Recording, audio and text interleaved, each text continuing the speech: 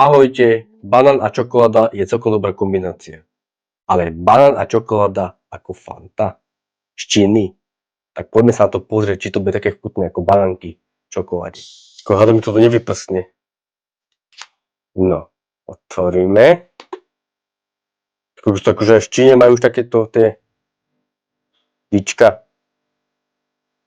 Fakt tam cítim tú čokoládu a troška banán.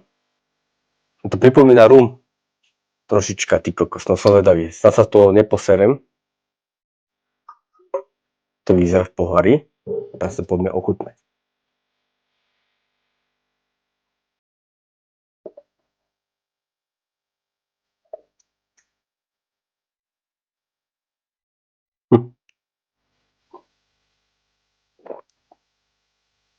Nie je to zle, fakt tie banánky v čokoláde, možno keby si nechali vo vode týždeň, tak sa vám rozpustia, takto chutia.